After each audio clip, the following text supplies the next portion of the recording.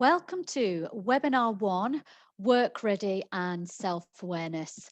This is Centric HR. My name is Sandra Burns and I'm the founder of Centric HR, and we are a gateway provider for the government programme, the Kickstart programme.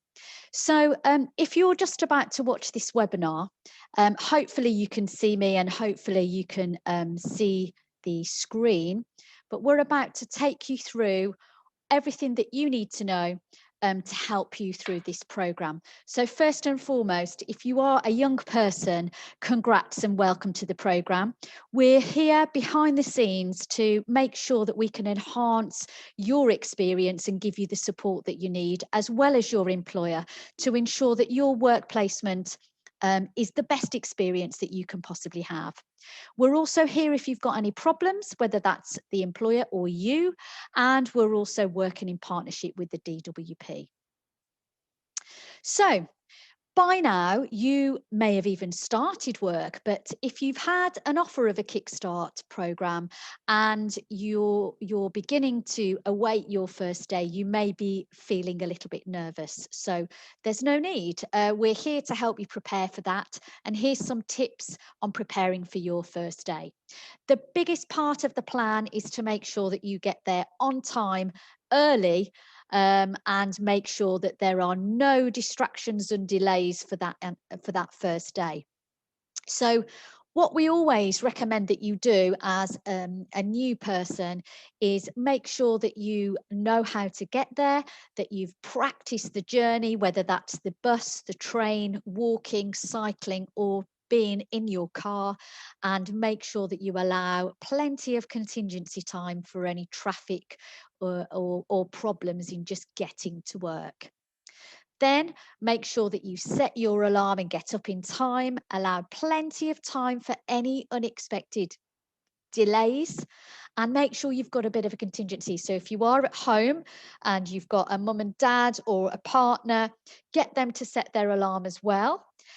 If you're on your own, try and set two alarm clocks 5 minutes apart so that you don't get caught out or you don't get back to sleep. And then make sure that you get all of your clothes ready, your food for your lunch, and your bag prepared the night before. If you are parking or if you are taking public transport, make sure that you've got the right change if that's what you need, because there's never, well, it's always quite stressful if you need change and you've only got a £10 note. So if you do need to park, find out where you need to park and find out where you need to pay for that. And just make sure you've got a bit of contingency and a bit of money on you just in case. Okay, so that's tips for starting on your first day. Now, sometimes you can feel quite anxious because you don't know what to wear. So don't be afraid to ask your employer, give them a ring, ask them what the work etiquette is around uniform or what you anticipate wearing, and just use some common sense. So if you are customer facing, they are going to want you to look smart, but you do as in Rome, as they say. So if it's quite relaxed and it's quite sort of dressed down, then you're okay. You might even be okay to wear jeans and trainers, etc. But if people are customer facing, it may be that you need to be suited and booted, or certainly have a shirt and tie on if you're a man. You might need to have a blouse and a skirt, etc., and sensible shoes if you are a lady.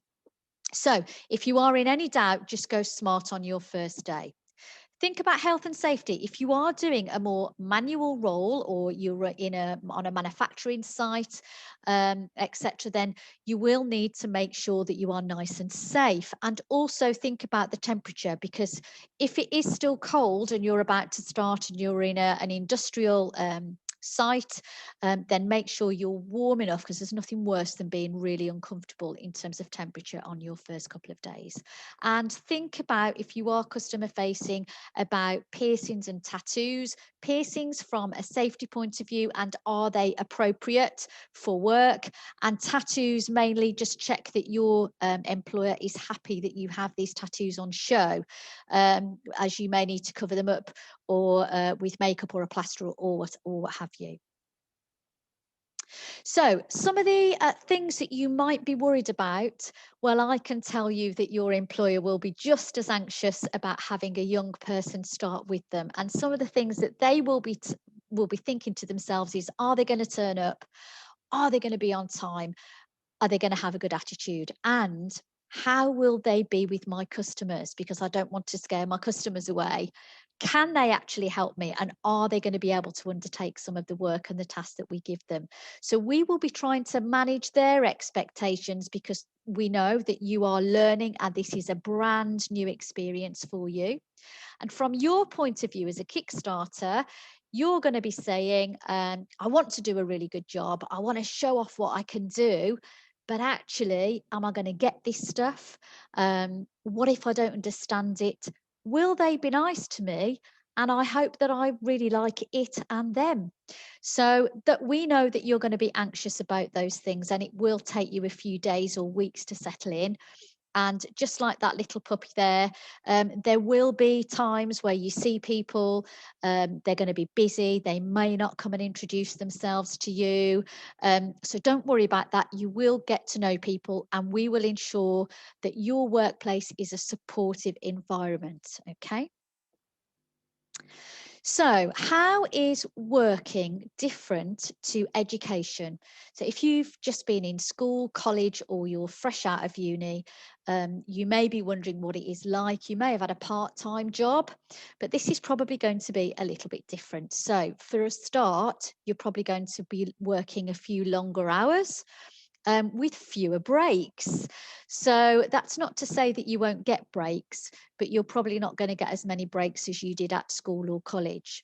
And of course, you must really get on with your work. You can't be talking or just popping out whenever you want to. You must really, really get on with what you're meant to be doing.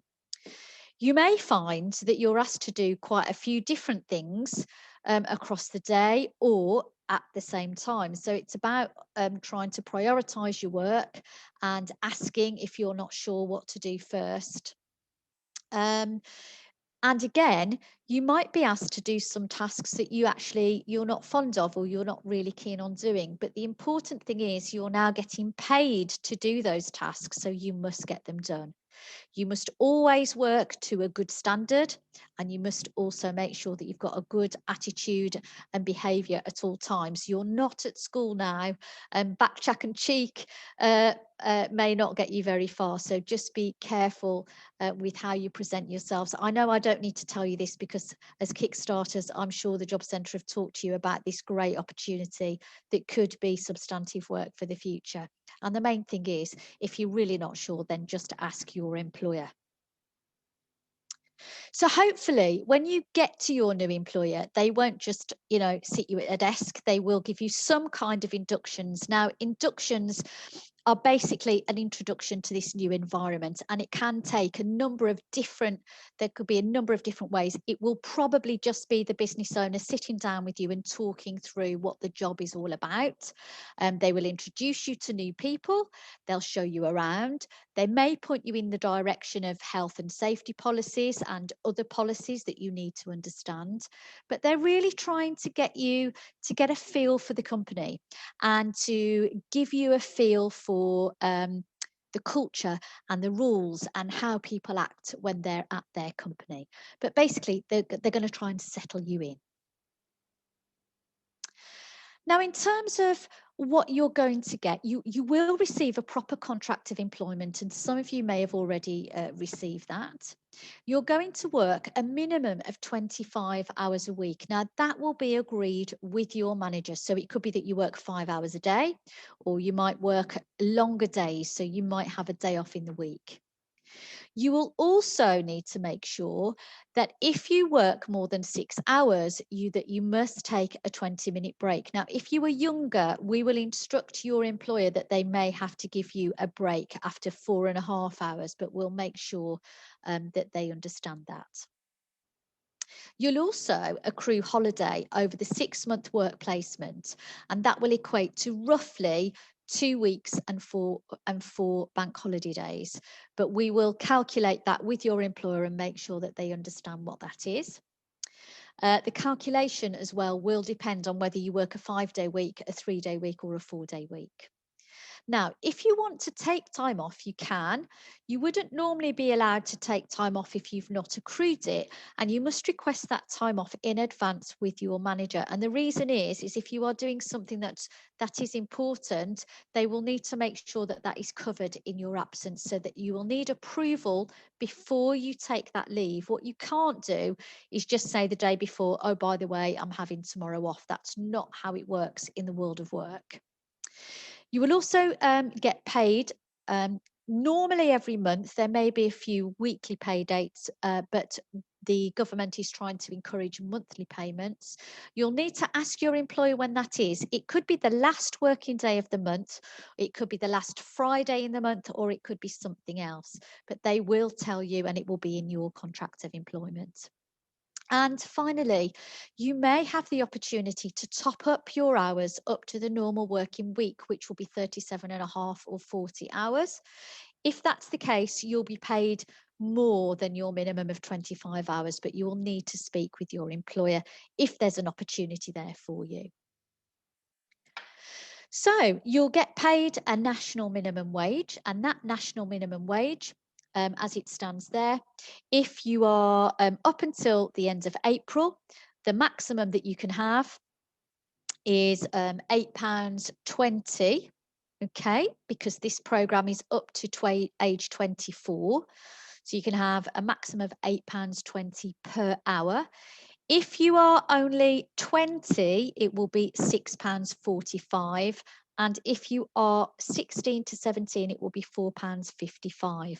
From the 1st of April, it does change, and the rates change by age as well. So if you are 23 and 24, your rate will take a huge jump, and it will go from £8.20 to £8.91.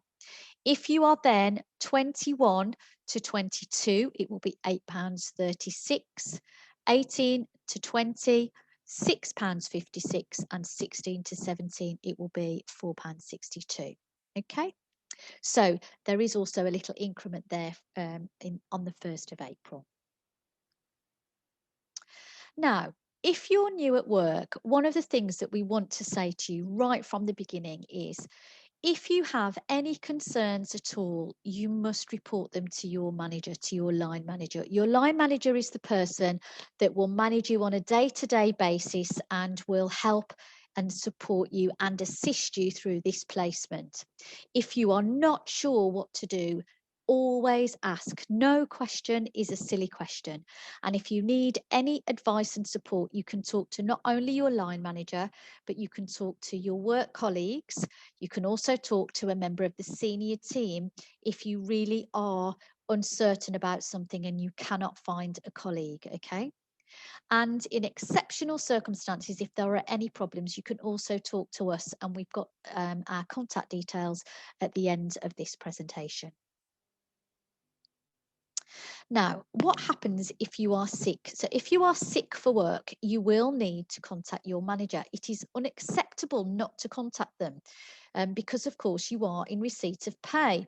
So you would need to contact your manager and notify them of your absence as soon as you can. If you feel unwell the day before and you really feel that you're not well, then you would need to phone them before your shift. So as soon as you wake up, you would need to ring them. Ring them, do not text them, and make sure that you know that you can find out the number to ring. You're also obliged to keep in contact with your manager, so you should ring them every day to say how you're getting on and to say when you are due to return to work. Now, if you are unfortunate enough to be so ill that you have to be off for longer than a few days, then from the 1st to the 7th calendar day, you will need to provide a self-certificate. The company can point you in the right direction, or you can also get this from the DWP. If you are sick for longer than that, then you would need to present your employer from the 8th calendar day a medical fit note. Now, all of your notes must be sequential. There can be no gaps, and you must send your medical certificates in within 7 days. Otherwise, you could be at risk of faltering on your employment contract. So if you are ill, the biggest thing that you need to ensure that you do is inform your line manager, and hopefully it will only be the odd day. And remember, you should try and make sure that you do attend work. Attending work regularly is so important. If you just have a bit of a, a bit of an off day, you should still really try and get to work. You should only be sick if you really cannot attend work, and really cannot undertake your duties for that day. So, if you then return from sickness, this is what you can expect. You should expect to be spoken to by your line manager to make sure that you are fit to return to work, and they will seek to provide any support where appropriate. So if you're not quite fit, or you've had an accident or something and you need some adjustment at work, then they can help you with that. If you are on any medication, it is really important that you tell your employer, just in case there is any adverse effect, so that they know what to do. Now, if you do need further assistance, we can refer you to an occupational health service to help you more. Now, if you do have lots and lots of sickness and short days, and there does not appear to be any underlying period, then this, of course, this is something that work do not have to put up with. They do not have to tolerate it. So what can happen is they can actually monitor your sickness and give you warnings. And I have to tell you that this could actually lead to your dismissal. Now, hopefully, as a Kickstarter, this isn't going to happen because you're young and fit and healthy. And of course, sometimes you do need to be sick. So if you are sick, then you are sick. But what we're saying is, please do not abuse just being off, because that isn't appropriate behaviour in the workplace.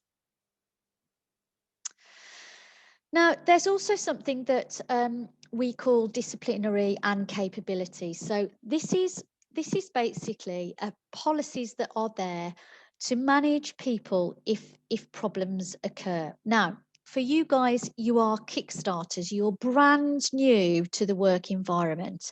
You're still learning, and we know that mistakes may happen. The point for you is to do not cover up. If you make a mistake, it is okay. Just tell someone. It is more important that you tell somebody and that you do not cover it up, because it may well be that there is a genuine mistake that's happened, and it may be that your employer hasn't given you enough support or assistance, or maybe you didn't quite understand, and we can always offer you more training, and that's what's there to help you. And of course, by telling somebody and by helping you, we can prevent recurrence, and we can help you achieve what you need to achieve. Now, obviously, if things keep happening, or actually it is about you can't be bothered, then of course the company will not tolerate this, and they will give you warnings, and they will try and help you and support you. But if they continue over and over again, and if it's your behaviour as opposed to your capability, then of course misconduct, poor behaviours and poor misconduct issues can lead to your dismissal. Now, we really hope that you don't have to come across anything like this, but if you're unsure about anything, there will be a policy locally within your company, and you can always talk to us about if you're worried about something, and we can also speak to your employer and help them support you too. So we also, in the workplace, we also have to make sure that we adhere to all of the equal opportunities in line with the law. So the Equal Opportunities Act of 2010 made sure that there were 9 protected characteristics to help people generally in life, but also at work. So there are 9 protected characteristics. So that's age. So you are protected as a young person from being discriminated against. Also sexual orientation, sex, so between male and female, you shouldn't be discriminated against. Gender reassignment, if you're pregnant or you're on maternity leave. your civil partnership or marriage, race and ethnicity, disability, religion or belief. And these 9 characteristics mean that discrimination should not occur in the workplace. It also means that you should be aware of these different protected characteristics and that you should ensure that you treat people with dignity and respect, and that you also should not discriminate against any of these groups of people. And some of you will know that this is referred in the workplace as bullying and harassment. Now, you may have heard of this in your school, your college, and even your university. But companies these days do not tolerate any form of bullying and harassment. And, companies intend to provide, and by law, they have to provide a neutral working environment where no one feels threatened or intimidated. It is also a criminal act for a company to allow harassment in the workplace. So it's really important that you don't get bullied and harassed, but also important that you do not harass and bully anyone else. So what can you expect? Well, we would expect there to be fair treatment. So you should be treated how you would like to be treated, and you should treat others in the same way. You should have respect for everyone within your workplace, and they should respect you, regardless of all of those 9 protected characteristics. So regardless of age, gender, race, religion, beliefs, marital status, sexuality, and disability. We're all different. We're all very diverse in the UK, and we should all be accepting of each other. And finally, we should all help to create a climate that discourages unacceptable behaviour in the workforce. So if you see something, you should report it if you see something that's inappropriate. So bullying and harassment, it is a really, really uncomfortable thing that can happen, and it can happen at work, and it can make people very, very unhappy and very anxious. So what is it exactly? Well, it's an action or behaviour perceived as being offensive by the person receiving the action or behaviour. It can be physical conduct, it can be touching someone inappropriately or sexually, or it can actually be quite physical and violent. So it could be hitting one another, or restraining somebody, or stopping somebody from getting somewhere. It could be verbal conduct. And this is one to be aware of. This is probably the most common form of bullying and harassment in the workplace. This is about insults, jokes, and banter.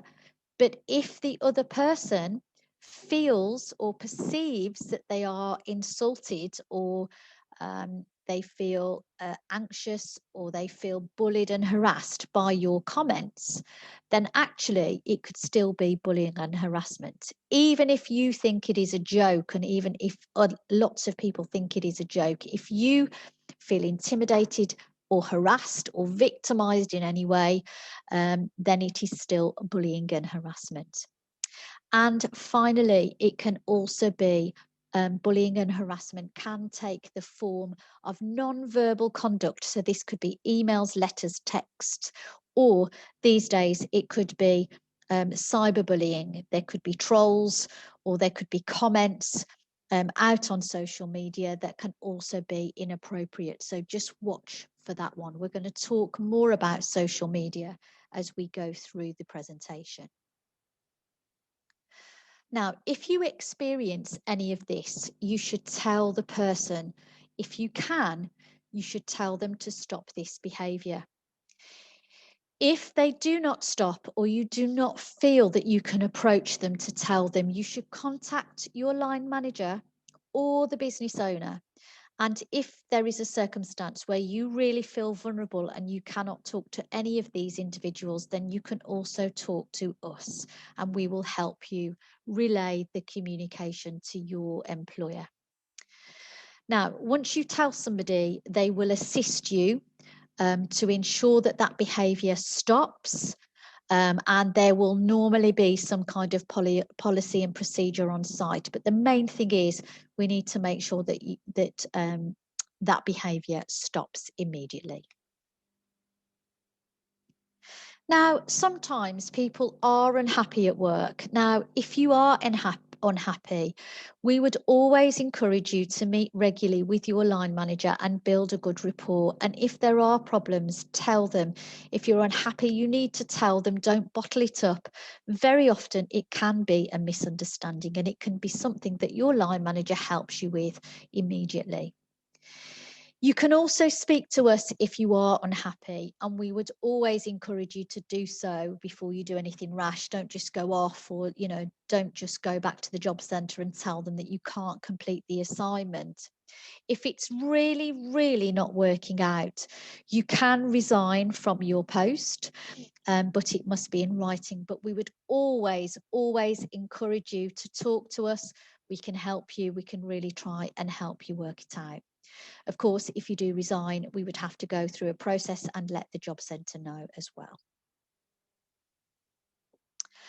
So let's just talk a little bit about social media and IT.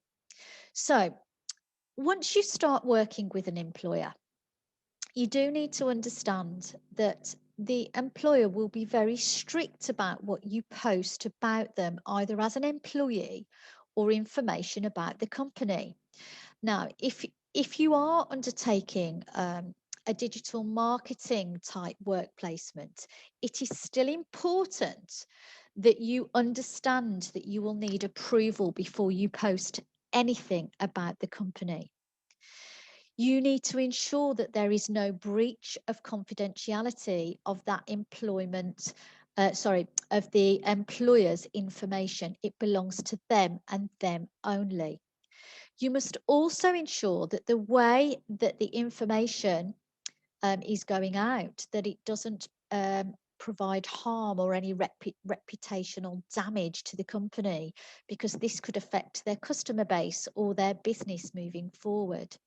So if you are asked to do anything in terms of social media for the company, you must always get it checked and get approval before you post it.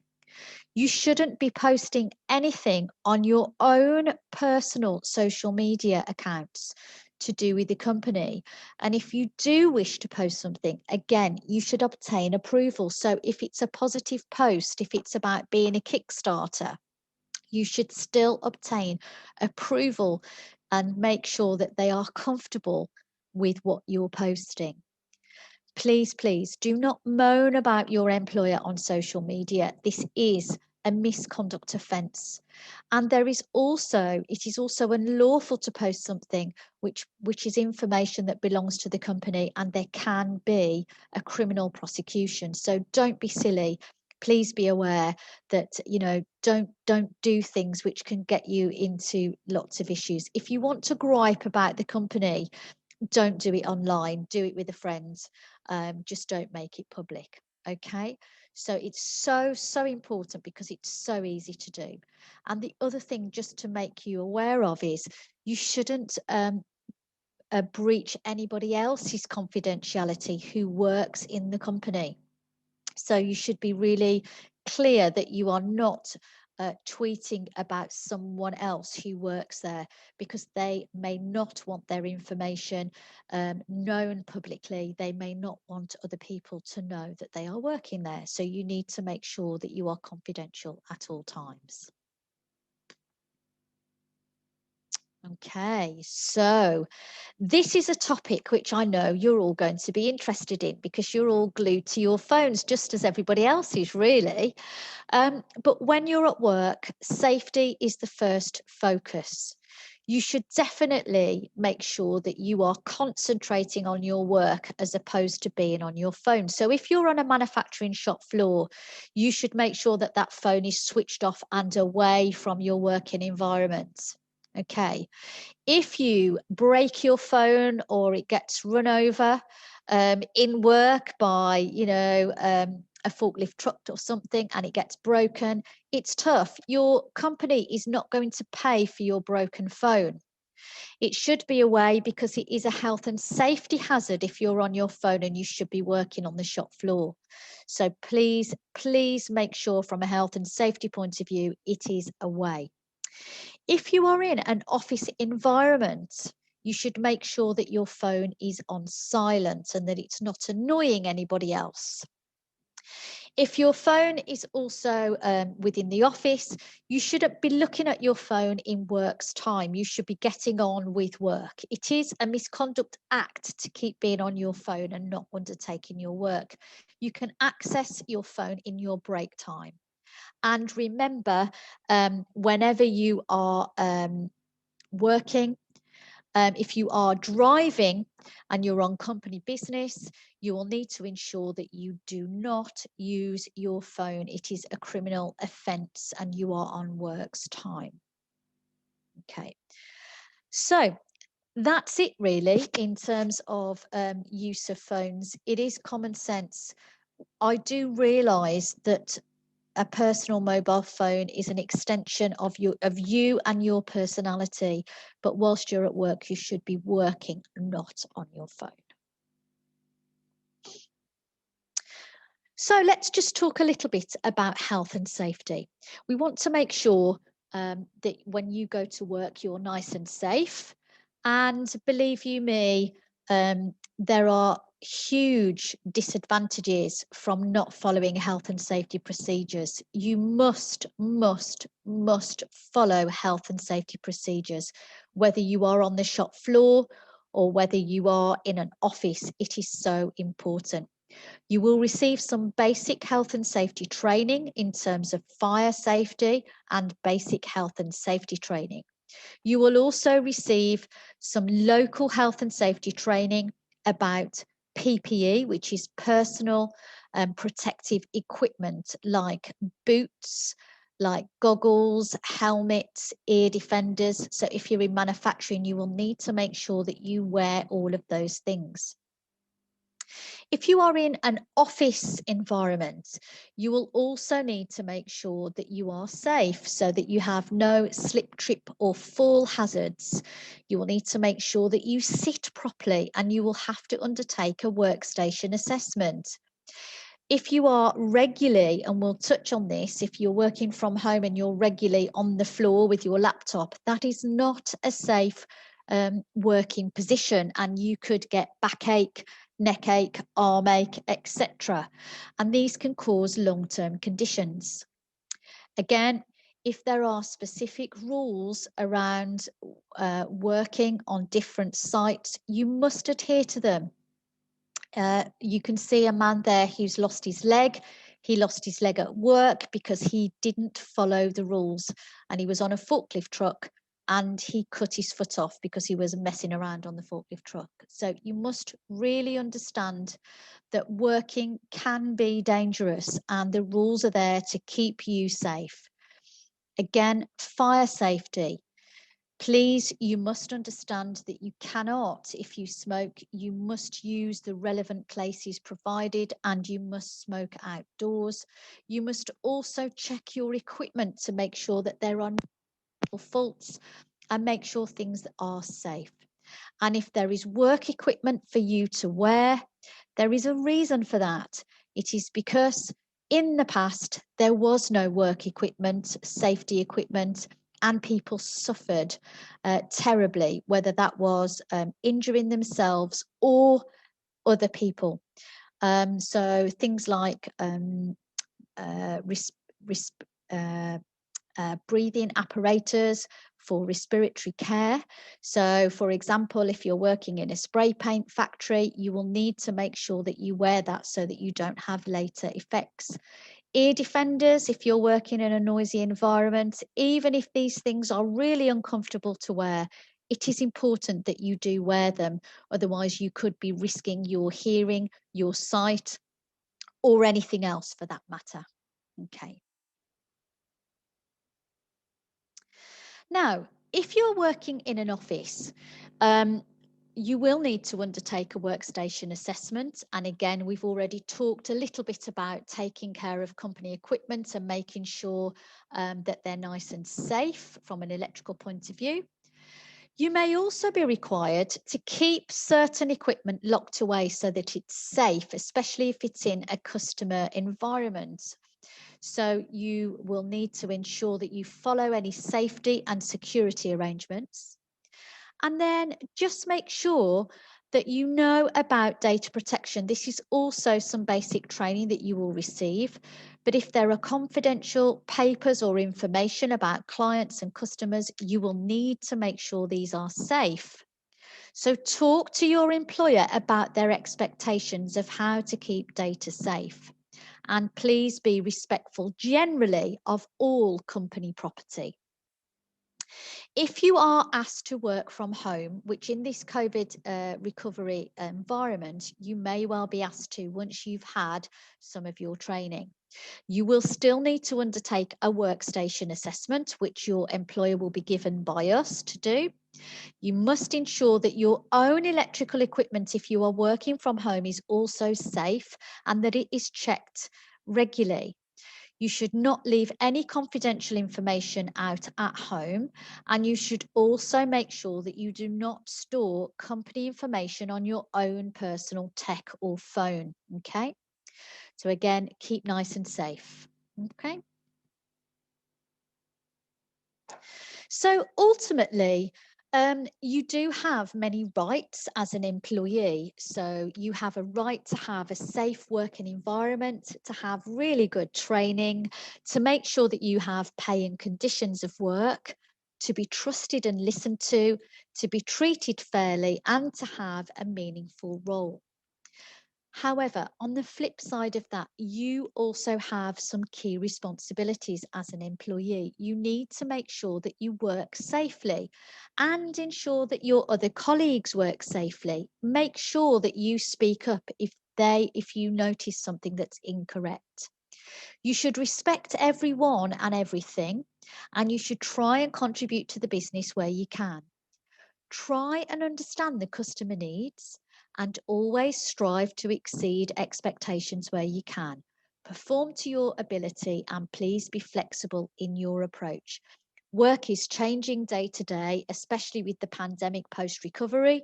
So you really may have to be flexible to make this work placement work. But believe me, if you put in your all, you will get out of it and hopefully you will have a really successful placement. And finally, what you need to understand is that it's all about trust. An employer is trusting you to undertake work for them so that they can really help you in return and pay you for that work. But there has to be a trusting relationship and it has to work two ways. So please remember that again, you're being taken on by your employer. Now, you will be required to follow any COVID related rules and regulations. Ask if you're not sure, but your employer should give them to you. Make sure that you stay socially distanced and wear any PPE or a mask if you are required to. You should follow hygiene rules in communal areas and please make sure that you wash your hands regularly.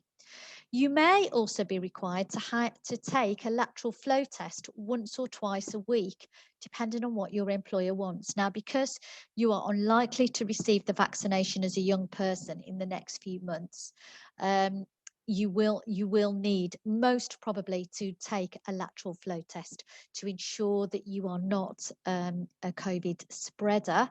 And if you have a positive test, you will be required to self-isolate at home.